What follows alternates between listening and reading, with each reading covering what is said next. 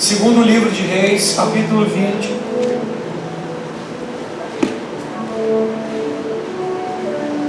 Verso 1, 12 e 13. Já acharam? Amém. Ele já achou? Amém. Amém? Então vamos ler? Compartilhe a sua Bíblia com o seu irmão ao seu lado. Diz assim: naqueles dias Ezequias adoeceu de uma enfermidade mortal. Veio ter com ele o profeta Isaías, filho de Amós, e lhe disse: assim diz o Senhor, põe em ordem a tua casa, porque morrerás e não viverás. Versículos 12 e 13 diz: nesse tempo, Merodach-Baladã, filho de Baladã, rei da Babilônia, enviou cartas e um presente. Sublinhe essas duas palavras: cartas e um presente, porque soube que estivera doente. Ezequias se agradou dos mensageiros e lhe mostrou toda a sua casa, ou toda a casa do seu tesouro, a prata, o ouro, as especiarias, os óleos finos, o seu arsenal e tudo quanto se achava nos seus tesouros. Nenhuma coisa houve, nem em sua casa, nem em todo o seu domínio, que Ezequias não lhes mostrasse. Vamos orar? Pai, em nome de Jesus, nós aquietamos o nosso coração nesse momento, para que o Senhor venha ministrar, além das palavras, ao nosso espírito, a tua vontade. Esta que é a noite da família. Que o Senhor venha, por sua misericórdia e graça, usar este pequeno vaso para o louvor da sua glória e para a edificação dessas vidas que aqui estão presentes. Muito obrigado pelo que já foi anunciado neste lugar, por tudo que já aconteceu. Humildemente pedimos, sai desse lugar com a tua presença, e que o teu governo e a tua vontade, de fato, Senhor, façam total primazia, ou tenham total primazia em nossas vidas, no nosso espírito e coração, para a glória do Senhor e todo o povo de Deus. Diga amém. Amém. Amém. Podemos ressaltar, queridos? Amados, nos últimos cultos de família, nós temos enfatizado a importância de nós termos uma família construída aos pés de Cristo. Nós temos dito que o culto da família não é um culto para casais ou culto para casados. O culto da família é para todas as famílias. Quer você seja solteiro, casado, você que teve o dissabor de um divórcio, o dissabor de ter o seu cônjuge falecido. Não sei qual é a sua situação hoje, mas uma coisa eu posso te enfatizar: família é um projeto de Deus e nós tratamos de forma geral. Ainda que você pense assim: eu não me enquadro nesse contexto, nós, como igreja, temos um lema: uma família cuidando de famílias. Diga no seu lugar: uma família cuidando de famílias. Então eu entendo que eles, como pastor, que todos nós, como igreja, devemos ter domínio sobre esse assunto, sobre família. Ainda que você não esteja no contexto de casado ou outro contexto, mas biblicamente falando, e por termos esse pensamento como igreja, eu penso que todos nós precisamos ter um bom pensamento relacionado à família, sim ou não? E hoje eu vou abordar um tema, queridos, que vai te ajudar na compreensão desse caos todo que nós estamos vivendo. A deterioração dos valores morais, éticos, familiares que nós temos visto. O exemplo que a gente tem na Bíblia Sagrada, na verdade são vários exemplos, a gente vai poder perceber o quanto Satanás tem se levantado contra as famílias para destruir um projeto que começou no coração de Deus.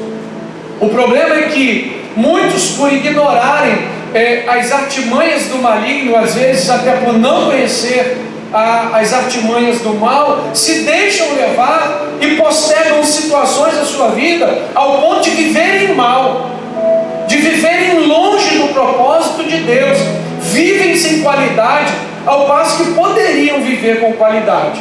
Então, se você tem liberdade com a pessoa ao seu lado, diga: Deus tem algo maior para você e para a sua vida, para a sua família.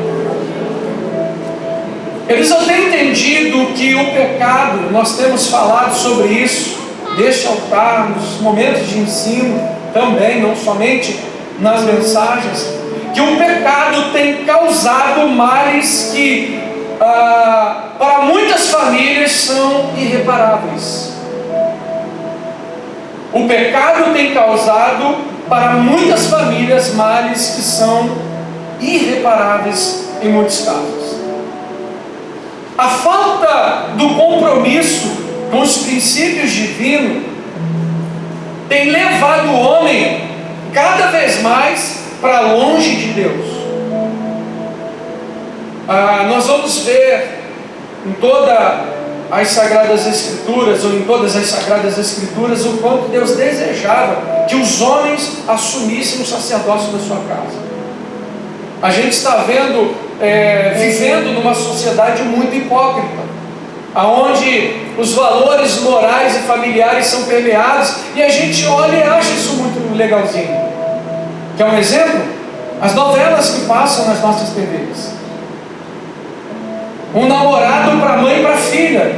E muitos, nessa linda plateia, assistem, dão audiência para esse tipo de programação. Aonde a figura da mulher é desvalorizada. No Brasil, a mulher que está no mundo, a mulher virou objeto de desejo, virou objeto de comércio. A figura da mulher, ela é banalizada. E por que isso tem acontecido? Justamente, queridos, porque falta de fato entendimento nos lares. Isso não começou agora, isso começa lá atrás. A omissão dos pais tem gerado essa lacuna moral e social que nós estamos vivendo. A falta do compromisso na criação dos filhos, isso envolve homens e mulheres. O que era para ser apenas um namoro se constrói uma família. Porque a falta de compromisso de um com o outro é tão grande que se tem o ato sexual fora da aliança do casamento, ao ponto de se gerar uma criança fora da aliança instituída por Deus, e filhos vão sendo colocados no mundo sem nenhum tipo de responsabilidade. E depois disso tudo, dessas irresponsabilidades todas, ainda se cobra do governo posicionamento em relação à questão social. Não quero entrar no mérito da questão social, a questão governamental. Mas hoje eu queria que a gente pensasse sobre a responsabilidade familiar. Diga, responsabilidade familiar. Por que eu fiz essa leitura de um rei de Israel? Nós começamos a ler no versículo 1, um homem que é advertido por Deus: põe em ordem o teu reino. Foi isso? Porque morrerás. Foi o reino que ele falou? Põe em ordem o quê? A tua casa. Para mim, queridos, tudo começa dentro de casa. O que você vive em casa afeta o que você é no trabalho, na escola, na faculdade, no trânsito. Sim ou não? Eu sou fruto da relação de meu pai e de minha mãe e do legado de educação que eles me deram. E graças ao Senhor pela intervenção divina, que o meu caráter foi forjado em Jesus Cristo. Quem está aqui, diga amém. Amém. Nós somos influenciados o tempo inteiro. E esse rei, ele recebe essa advertência. A Bíblia não relata o tempo em que essas coisas começaram a acontecer, e ele adoece de fato. E por que ele adoece? Ele não pôs a sua casa em ordem. Ele adoece de uma enfermidade mortal, e a Bíblia fala sobre isso. A Bíblia fala também, nesse ínterim da sua cura milagrosa, Deus o poupa, porque ele se arrepende, e ele diz, e aqui há uma liberdade de pensamento, porque se a doença foi paralisada, e a doença aconteceu por uma desordem em sua casa, eu penso, se a doença foi paralisada é porque algo foi consertado, é porque o comportamento foi corrigido. Quer dizer, eu penso que Deus, ele deseja corrigir o comportamento das famílias cristãs do Brasil. Amém? Eu vou falar algumas coisas aqui, e não pensem vocês que eu estou olhando para vocês, estou apontando um problema, mas isso é um problema de relacionamento existente desde a criação. Eu gostaria da sua atenção. para que você absorvesse isso e mudasse algo que pode estar acontecendo dentro da sua casa, pode estar acontecendo dentro do seu seio familiar. Eu tenho identificado nesse texto, queridos, a falta de compromisso desse homem. A busca de Ezequias por sua autossatisfação, do seu alto prazer, isso tem se repetido na vida dos pais, que também estão buscando a autossatisfação, o alto prazer. Isso está comprometendo as famílias por gerações. Nós estamos vendo aí. A vaidade ou o orgulho tem descoberto os filhos ao longo dos anos, espiritual e emocionalmente falando. O que eu faço afetou positivamente ou negativamente a vida dos meus filhos.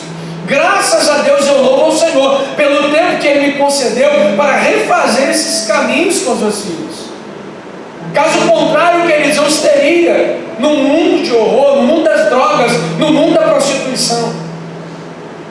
Aprove Deus, em momento oportuno, restaurar o nosso ser, o nosso caráter, nos dando a oportunidade de viver algo bom, algo tremendo do Senhor, trazendo cura aos nossos corações. Porque Deus não cura relacionamentos. Diga no seu lugar: Deus não cura relacionamentos. Deus cura corações. Os relacionamentos são curados quando os nossos corações estão de fato curados em Deus. Amém? A gente aprende isso no Casados para Sempre. Inclusive nós temos 3 turmas para a glória do Senhor. E ainda tem alunos chegando querendo fazer o curso, e pela fé você vai conseguir fazer. Ezequias ficou doente, queridos, por conta de uma desordem em sua casa, a sua família. A fuga do propósito divino o fez adoecer. Pastor, o senhor então faz uma comparação da família de Ezequias com a família dos dias de hoje? Exatamente isso.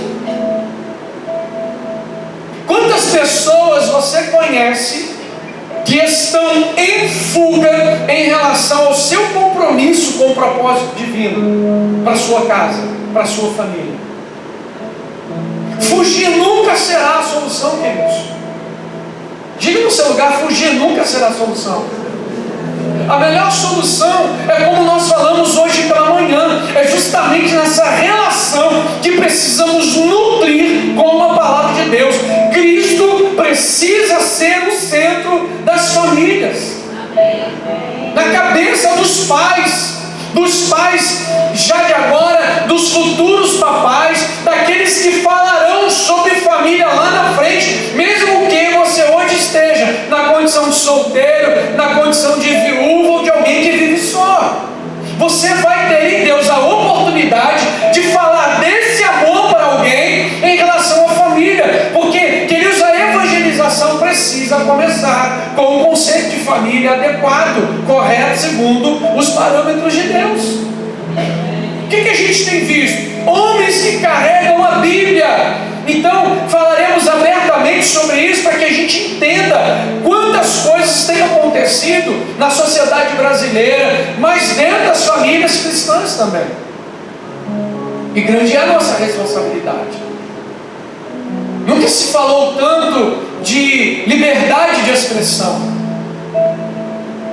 Mas há uma coisa tendenciosa no meio disso tudo. Eu falei da figura paterna e trago novamente a figura paterna, queridos. Você vai ver, e hoje a gente até leu no livro de Tiago, que Deus é pai. Deus é pai. Quem leu de manhã? Dos órfãos e das viúvas. Será que é à toa que tantos profetas quanto os apóstolos, os homens de Deus do período neotestamentário, falam sobre a paternidade de Deus? Não, não é à toa, é a maior carência. Diga: não é à toa, é a maior carência. Homens, compreendam o que Deus quer trazer para a nossa geração. Esta sociedade carece de homens com H maiúsculo. Homens de caráter.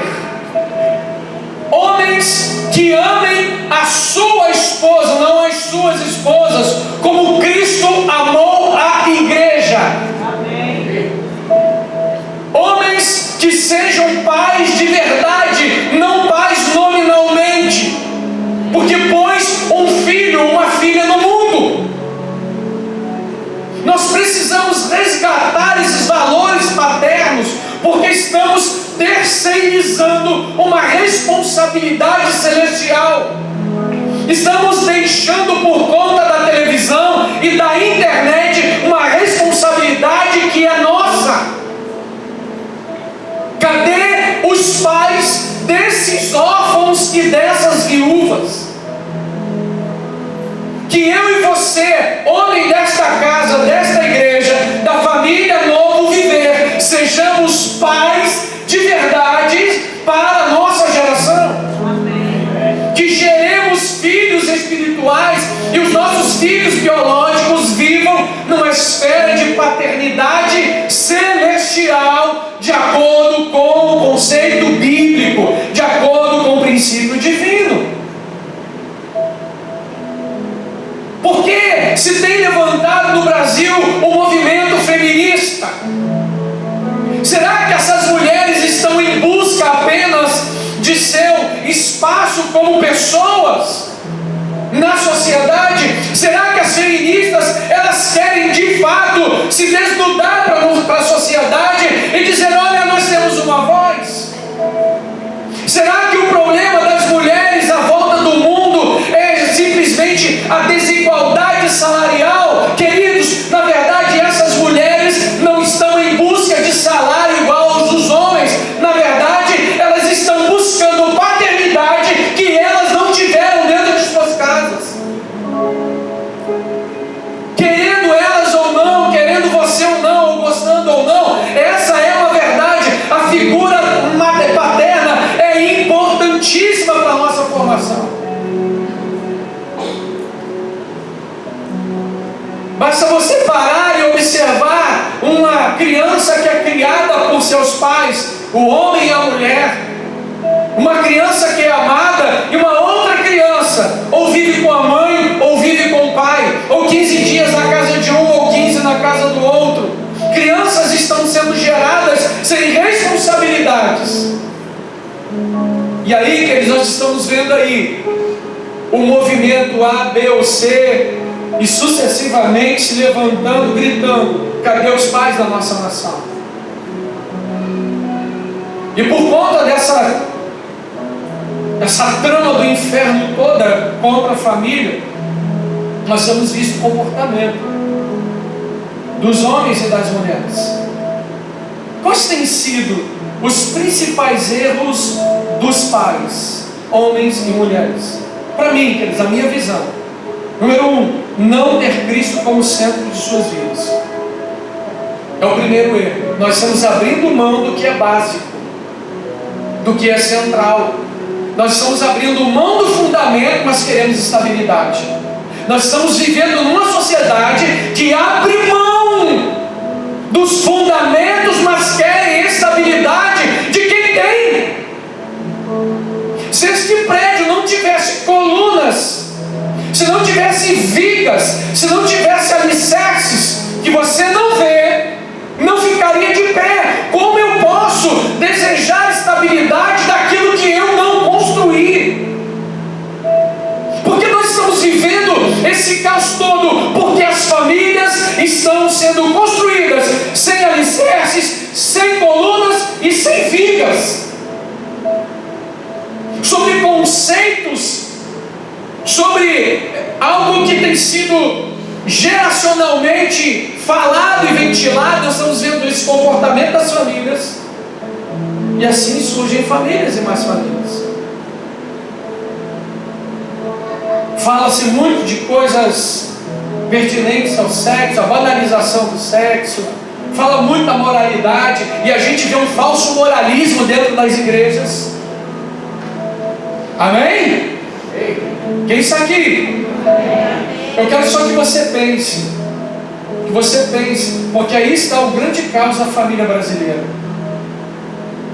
Por exemplo, porque a homossexualidade é pecado. Porque se a menina se relaciona de forma não convencional, ela está cheia de demônios. Queridos, eu não vou me adentrar a esse tema propriamente dito, mas eu quero trazer ao pé de igualdade as relações que nós estamos nutrindo. Quer um exemplo? Muitos atiraram muitas pedras nesses meninos e meninas que têm esse comportamento lá fora. Ah, mas isso é pecado. Ah, mas isso é do diabo. O que seria pecado na sua mente? Todos concordam que o pecado é o afastar-se de Deus? É errar o alvo? Só uma pessoa está concordando comigo? Participe comigo. Você concorda que é pecado? Sabe o que é certo para fazer em relação ao princípio bíblico e não faz? Isso é pecado? Sim ou não? Sim. Então nós vamos enquadrar outros tipos de comportamento, sim ou não? Amém? A homossexualidade é do diabo, é pecado. Esse mesmo homem que diz isso é o mesmo homem que acaba o culto e vai para casa ver pornografia. Mas a homossexualidade é pecado, a pornografia não é. É uma hipocrisia, queridos. E aí a gente olha os meninos, as meninas que têm esse comportamento, e aí, mas eles estão com demônio. Desculpa, queridos, tem muita gente então com demônio dentro da igreja. Porque o seu comportamento não está sendo mudado pela palavra de Deus. A gente está empurrando com a barriga um problema que é nosso, igreja de hoje. O problema da sexualidade ou da homossexualidade, do homossexualismo, seja o nome que quiserem dar, que eles não é o grande problema. O maior problema é a conscientização. Nós não queremos responsabilidade, nos tornamos famílias irresponsáveis quanto ao princípio bíblico.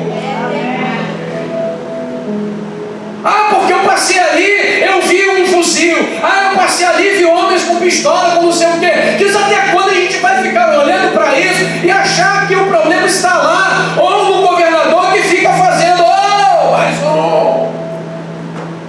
Alão, como seria no chão, Pai nosso que estás no céu, santificado seja o teu nome e o teu reino. Agora tem as convicções dele, nós temos a nossa, queridos, mas esse tipo de política não resolve o problema que nós estamos vivendo.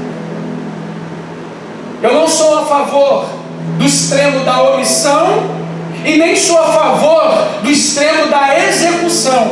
Eu sou a favor de políticas que, ao invés de matar as nossas crianças, de políticas que adotem as nossas crianças a partir da creche, com boa educação, com boa alimentação. Isso sim vai mudar a nossa nação. E dentro da igreja, um comportamento bíblico que transforme a nossa própria casa. Amém. Nós estamos falando da transformação da casa do outro e não transformamos a nossa. Põe a tua casa em ordem porque você vai morrer. Queridos, para nós aqui, talvez a conotação não seja a morte física, mas a morte de sonhos, de projetos familiares. Eu creio, queridos, que se eu consigo correr, os meus filhos voarão, porque eu creio que eu estou preparando uma estrada espiritual para que eles tenham espaço para decolar e voarem mais alto no Senhor, mais do que eu voei. Os pais preparam o caminho para os seus filhos. Eu declaro que você sai daqui hoje com essa mentalidade de preparar o caminho para os seus filhos. Que você seja como João Batista dentro da sua casa, seja um precursor de Jesus Cristo, seja um precursor de pastores dentro da sua casa, de missionários dentro da sua casa. Pare de falar em dinheiro, fale de propósito sobre a sua casa, sobre a sua família. Eu tenho que ter dinheiro, eu tenho que estudar. Sim, tem que estudar, mas, queridos, não abra mão do valor espiritual. Amém.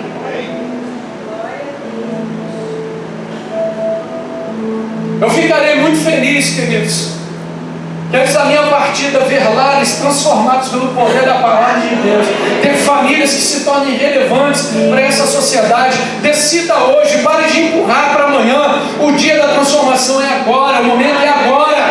Amém. Você pode dizer isso no seu lugar? Amém. Diga para o teu irmão, é agora, não é amanhã. Amém.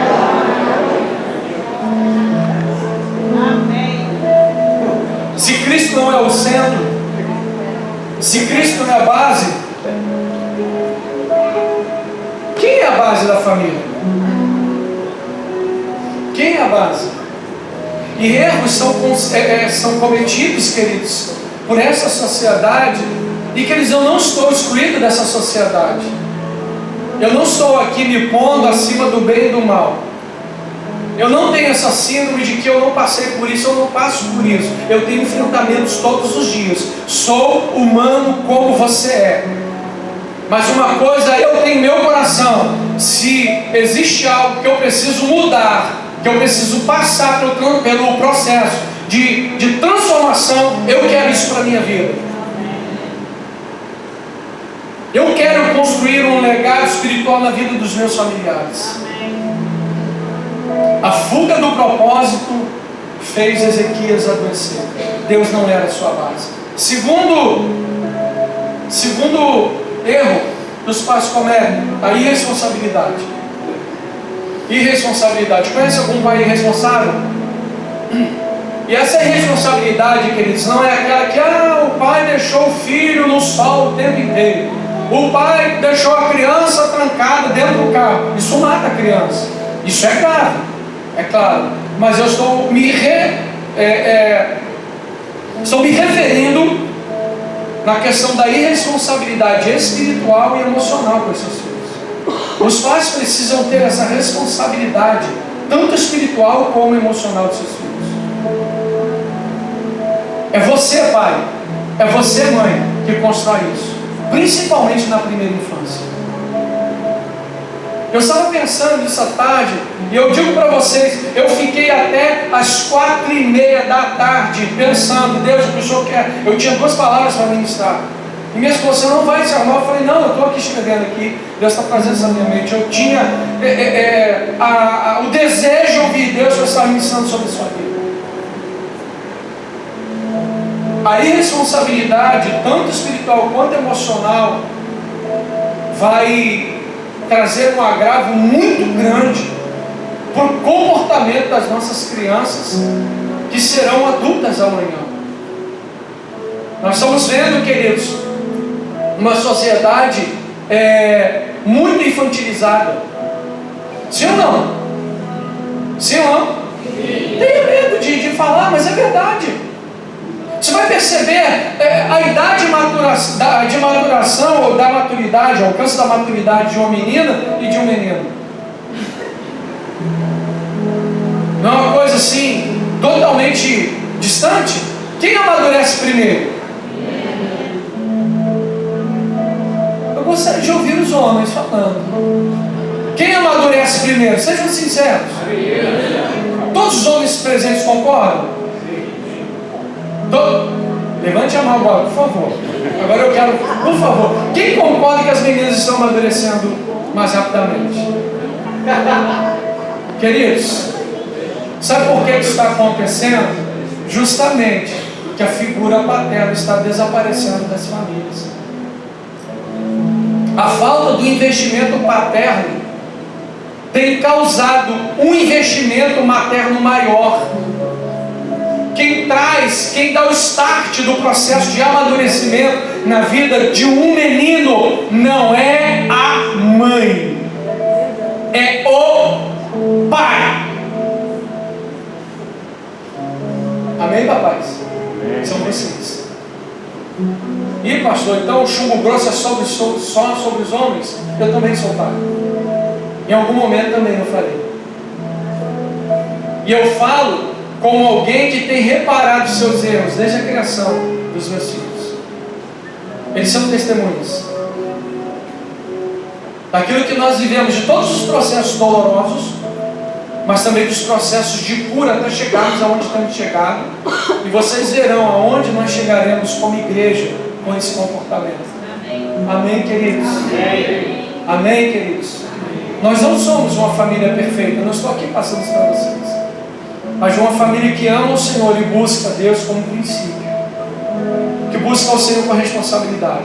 Terceiro erro, omissão. Diga, omissão. Primeiro erro, não ter Cristo como centro, como base. Segundo, a irresponsabilidade, tanto de pais das mães. Terceiro, a omissão. A omissão tem sido a causa de inúmeros problemas e de situações conflituosas no seio familiar. Pai, mãe, a omissão ou a sua omissão não vai resolver o problema ou a situação que vocês vivem. Os problemas ou situações não se resolverão sem a sua iniciativa. Ah, hoje eu estou cansado. Deixa isso para amanhã. Amanhã tem dia, queridos. Amanhã tem data e hora. É como alguém que escreveu: fiado só. Vamos resolver isso amanhã. Você já teve esse conflito com o seu cônjuge? Amanhã a gente conversa. Sinceridade agora. Quantos de fato no dia seguinte conversaram? Som do grilo, Bruno, me ajuda. Agora eu já tenho sonoplastia.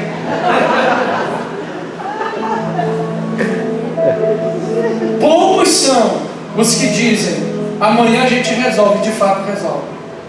Porque o amanhã, esse dito amanhã é como a plaquinha do fiado só amanhã. A pessoa vem e aí a mulher cria aquela expectativa.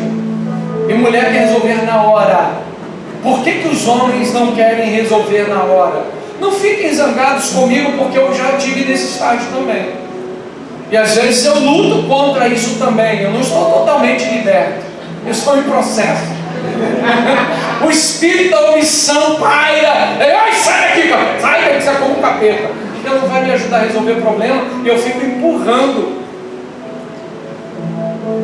A barriga não, né, gente? Empurra com o joelho, né? A barriga já não dá um carro de bastão, né? A gente posterga, dia e não resolve.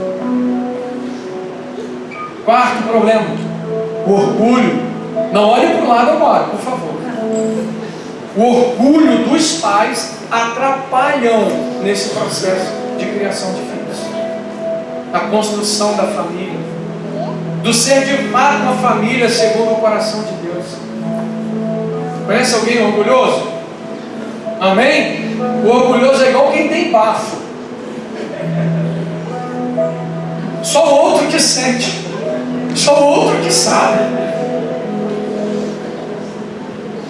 Você tem facilidade de admitir as áreas que ainda tem orgulho na sua vida, ou de admitir o seu próprio orgulho?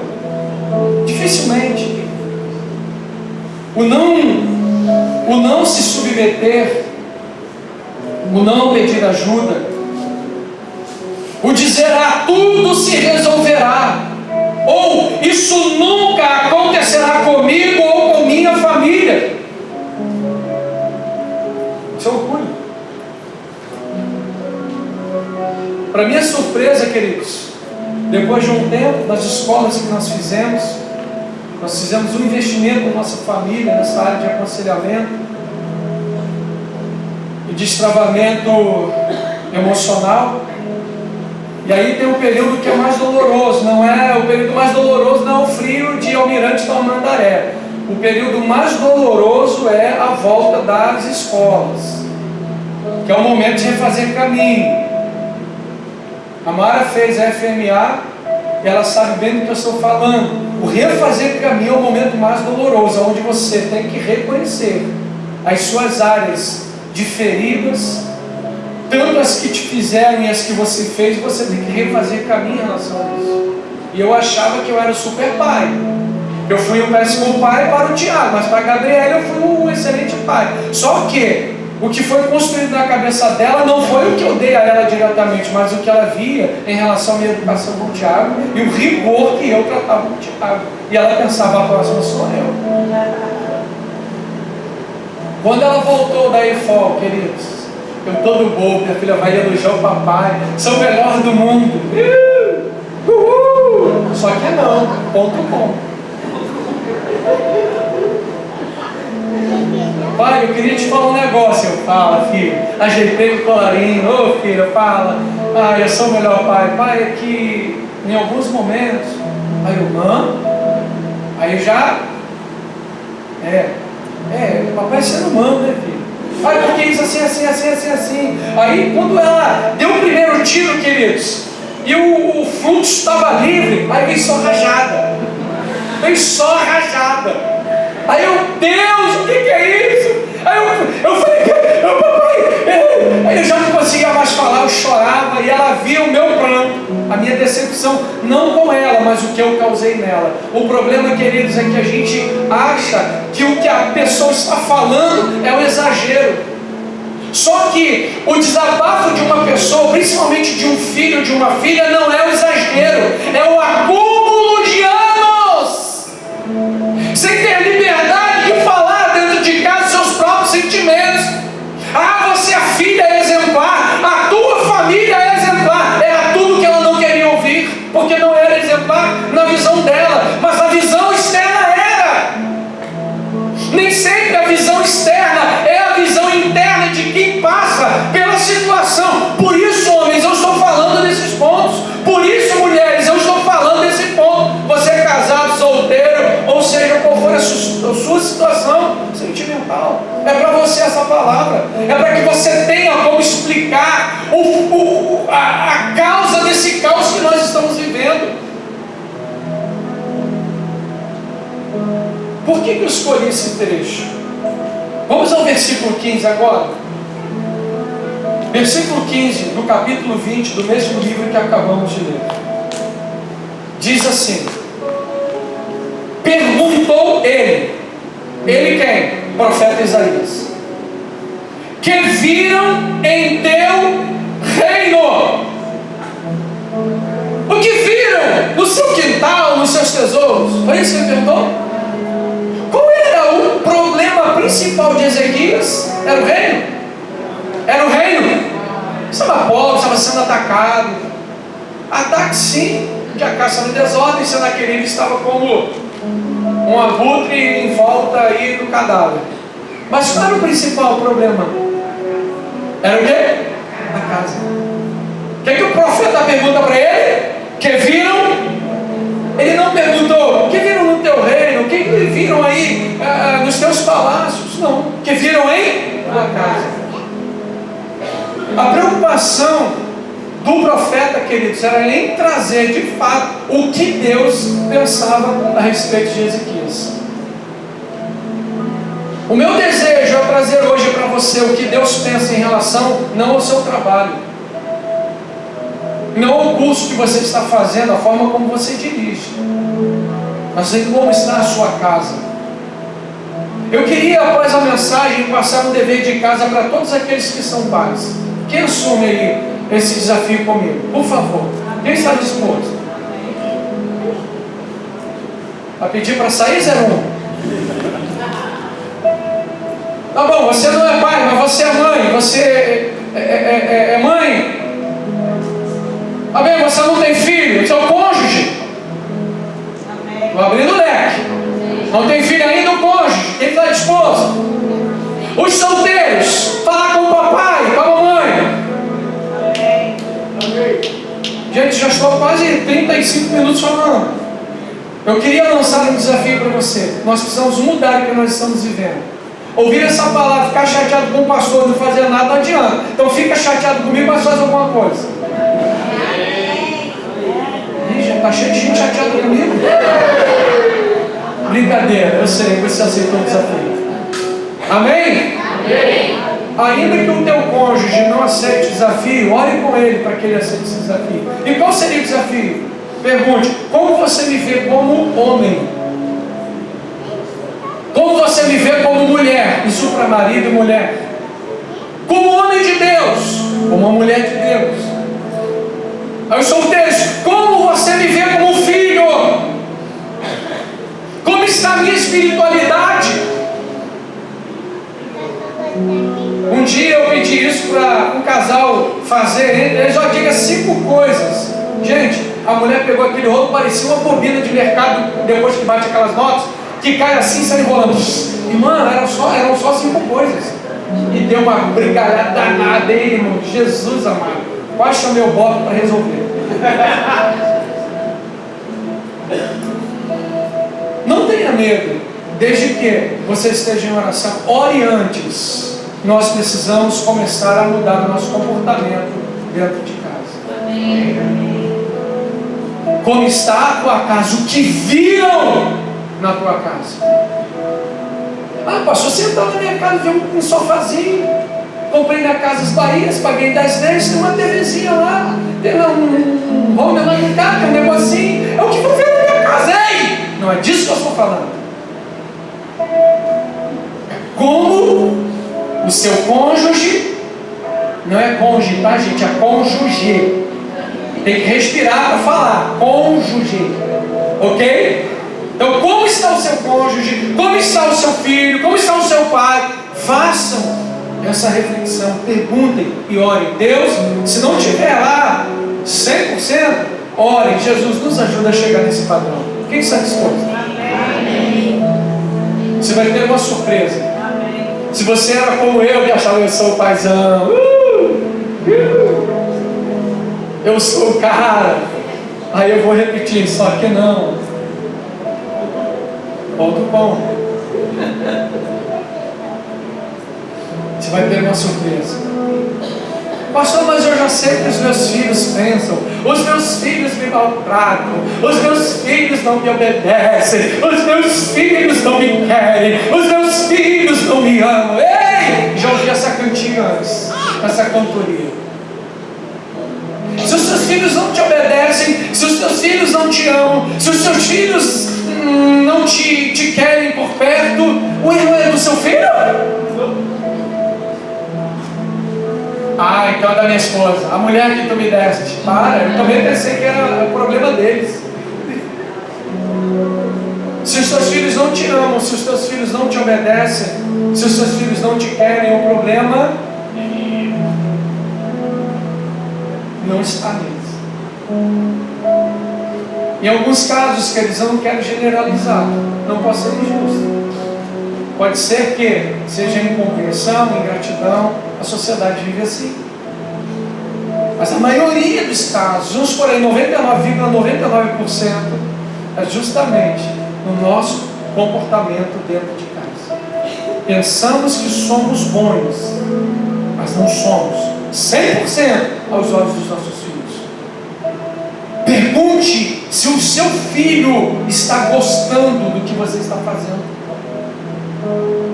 A Bíblia diz: honra o teu pai e a tua mãe para que te vá bem os seus dias na terra. Mas diz também no mesmo capítulo 5 de Efésios, já no início, me perdoe, no capítulo 6 de Efésios, no versículos 1 e 2 diz: pais, quem lembra? Os filhos sabem. Tem um até que vibrou aqui, né? É o meu sonoplasta. Não provoqueis em vossos filhos a ira. Sabe por que o apóstolo Paulo estava dizendo isso? Se você não usa o padrão, como você vai exigir o padrão dos seus filhos? E mais, que padrão você está usando dentro de casa? Que padrão? Ah, pastor, o senhor está pegando pesado aqui com os pais. Ei, os filhos de hoje serão os pais de amanhã. Eles, se não tiverem vocês algo virado, a chave virada, o start acionado, eles repetirão tudo que estão vivendo com vocês. Já dizia o poeta o Renato Russo: os seus pais são crianças como vocês. O que vocês vão ser quando vocês crescerem? Aí ele canta aquela clássica canção: é preciso amar como se não houvesse amanhã. Ele faz uma canção sobre 1 de Coríntios capítulo 3, melhor do que muitos crentes. Ainda que eu falasse a língua dos homens, a língua dos anjos, se não tivesse amor. O amor é o fundamento de tudo. E sabe quem escreveu, fazendo uma alusão a isso, queridos, em comparação à família? É um homossexual. A gente está olhando, porque eu sou contra que um cara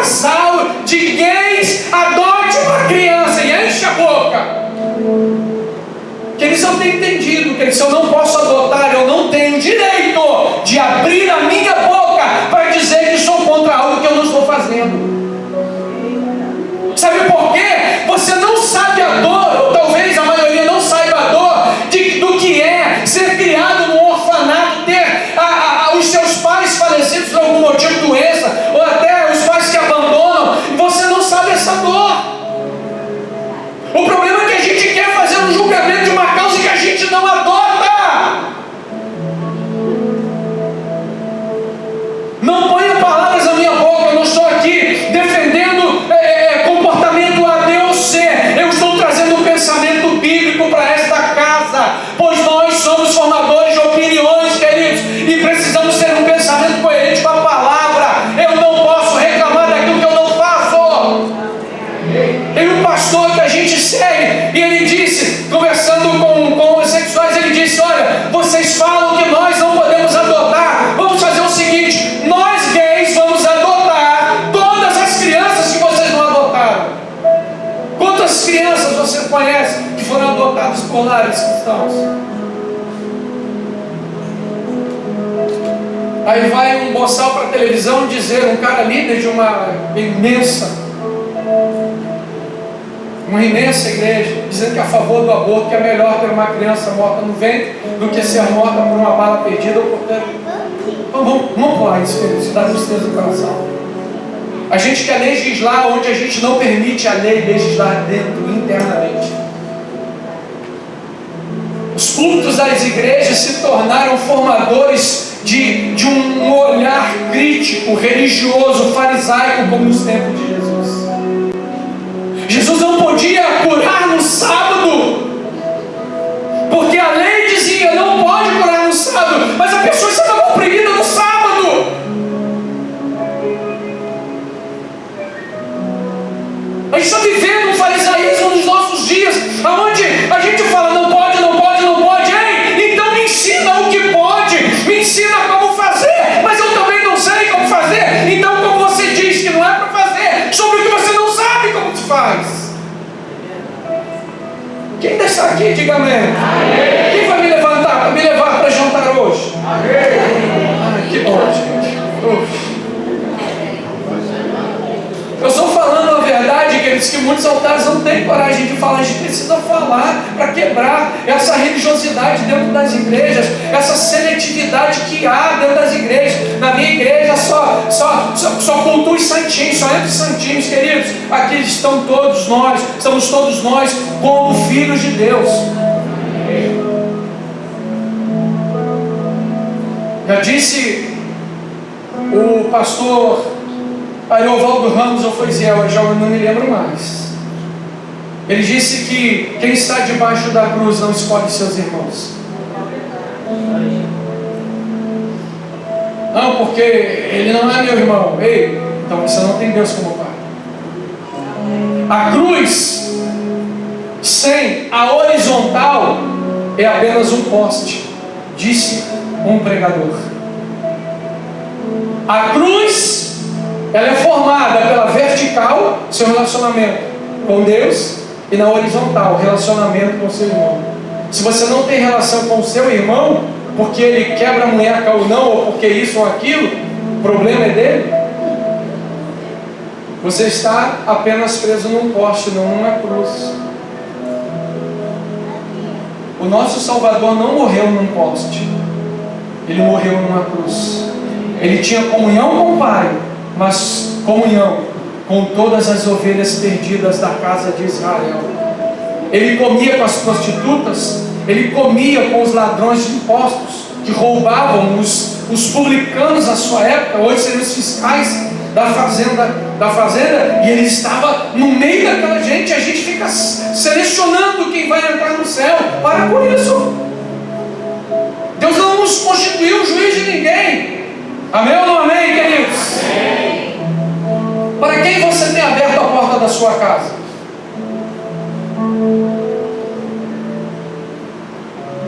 Ao que você tem exposto a sua família? Ao que você tem exposto a sua família? Foi o que fez Ezequias. Versículo 17, para a gente avançar, a gente vai orar pela família. Quem já achou o 17? Eis que virão dias, continuação da palavra do profeta Isaías, em que tudo quanto houver em tua casa, com que entesouraram teus pais até ao dia de hoje, será levado para a Babilônia, não ficará coisa alguma, disse o Senhor. A geração de hoje não está entesourando nada, ou muito pouco, em termos espirituais, morais e emocionais, ou até financeiro para os seus filhos. Queridos, dizera eu, e oro para que você tenha condições de construir algo na vida dos seus filhos a partir do espiritual, do que é emocional, saudável, do que é espiritual, moral, emocional e até financeiro. Que Deus te dê condições para você comprar uma casa para o seu filho antes do casamento, para que ele não tenha que pagar aluguel e pagar o preço que você pagou. Eu estou profetizando, está pegando? É a palavra rema. Se o teu pai tivesse comprado uma casa ou um apartamento para você, seria bom ou ruim?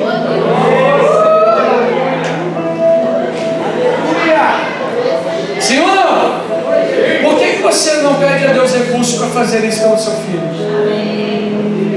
Mas o teu filho precisa muito mais do que uma casa, do que um carro. Ele precisa de você como pessoa. E agora? Ah, pastor, está tão difícil ter filhos. Queridos, o grande problema é que a gente já trata a família com a questão do ter. O problema não é ter. O problema é ser dentro de casa o exemplo que o seu filho precisa seguir. Eu não tenho recurso para dar um apartamento para cada um de vocês, mas eles sabem o caminho, e o caminho passa pela fidelidade a Deus, porque eles estão vendo o pai deles, o caráter de construir algo para Deus, de olhar e falar: meu pai é um homem de caráter, o meu pai está nos joelhos, meu pai é livre. Os teus filhos veem suas lágrimas. Os teus filhos olham para você e desejam: eu quero ser assim quando eu crescer. Ou tem sido gerado no coração dos seus filhos o desejo: quando eu tiver 18 eu meto o pé da minha casa, porque o meu pai e a minha mãe não são exemplos para mim. É noite de você se consertar com Deus. Ainda há tempo de você dizer: Jesus, eu quero chegar nesse lugar. Eu não tenho condições de comprar uma casa ou um carro para o meu filho, mas eu tenho condições de ser um exemplo em ti para a vida dele, para a geração dele. Eu quero influenciar. Queridos, vai dar trabalho, vai sim, mas em Deus vocês vão conseguir. Não é ter dinheiro, é ser exemplo. As famílias não precisam mais de dinheiro do que precisam de exemplos. Pai, mãe, sejam esses exemplos dentro da sua casa. Não exponham os seus filhos ao caos espiritual, emocional, moral. Para a gente resumir, no versículo 19, o profeta vai dizer, 18 e 19, o profeta vai falar: olha, assim como você mostrou a sua casa, assim como você mostrou os seus palácios, tudo o que foi ajuntado e tesourado pelos seus pais, serão levados para a Babilônia. O que isso representa para nós, pastor, nos nossos dias? Babilônia representa o inferno. Os enviados de Babilônia representam os demônios. Se eu exponho os meus filhos a ensinos de demônios, os meus filhos seriam ou serão cativos de Babilônia. Mas se você tem a cultura do céu, se você abre as portas da sua casa para o que é divino, eu creio que a cultura divina dominará a sua casa, dominará a sua família, dominará a sua geração, porque a palavra de Deus não mente, ela é viva e eficaz, ela é mais cortante do que espada de 2 gumes.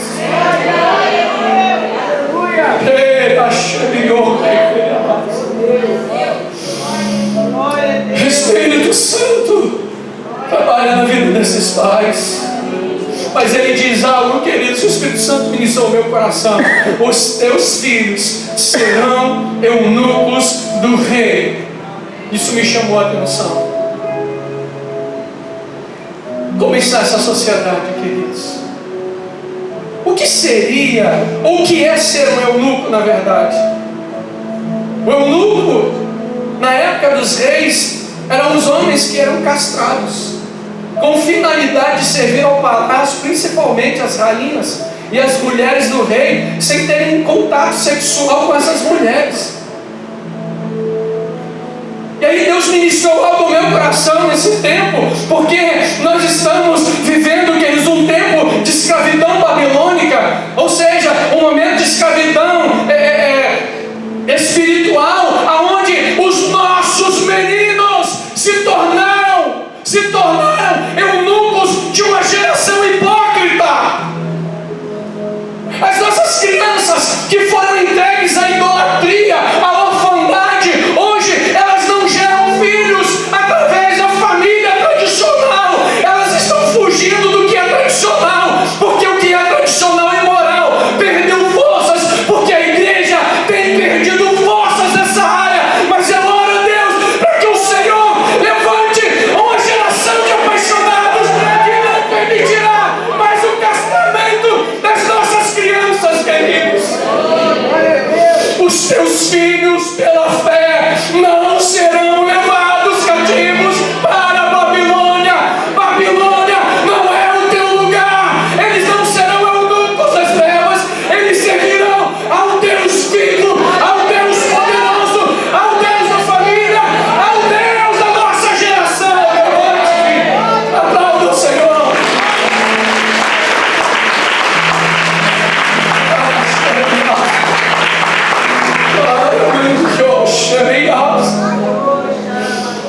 Eles não serão, as nossas crianças não serão, os nossos meninos não servirão às trevas, as nossas meninas não serão usadas pelo príncipe deste século, elas não servirão no harém das trevas. Não, não, a mulher brasileira não é cachorra. As mulheres da igreja, da nossa nação, são princesas do Senhor. Deus te chamou a mulher para ser mulher de verdade, para amar um só homem de verdade. Homem, você foi chamado para amar uma só mulher de verdade, para criar os seus filhos no padrão de Deus. O meu coração arde. O meu coração arde. Agora eu sei a luta que enfrentei para ministrar essa palavra. Mas eu sei que Deus está te tirando desse lugar de cativeiro, de omissão, de responsabilidade. Aceita o desafio. Faça algo essa semana. Alguns dias atrás nós mencionamos sobre o desafio de fazermos alguma coisa. Faça hoje alguma coisa. Você não veio a essa casa em vão. Deus te trouxe aqui para virar uma chave na sua vida, para transicionar os teus pensamentos, gerando transformação, gerando bons sentimentos, emoções, para que você tenha boas atitudes, totalmente contrárias às atitudes de Ezequias, que foi orgulhoso, irresponsável e omisso, que não teve Deus como princípio para a sua vida. Chore agora na presença do Senhor. Diga: Pai, me capacita. Mas pastor, é tão difícil. Quem disse que seria fácil? Mas quem disse que você precisa fazer isso sozinho? Conte com o Senhor. Pastor, os meus filhos são criados, o que eu faço? Ore, continue orando por eles. Seja você um exemplo. Deixe os seus filhos verem suas lágrimas, o teu desejo de agradar a Deus. Seja você canal de Deus na vida deles, mesmo eles sendo grandes. Eu não quero trazer um peso sobre seus ombros, de maneira que você não saiba resolver isso, mas eu quero te ajudar como seu pastor. Eu quero interceder por você, para que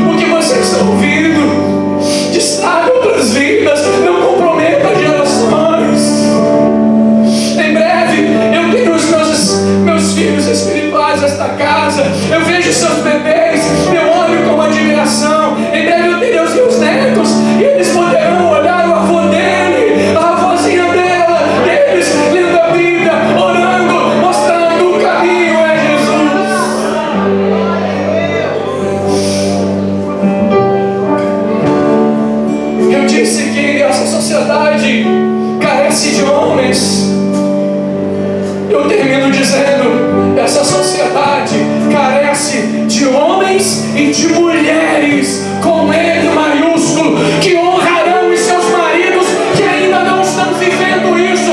É hora de você, mulher, honrar o teu marido como principal intercessora dele. Pare de reclamar dele, ore, ajude, aconselhe.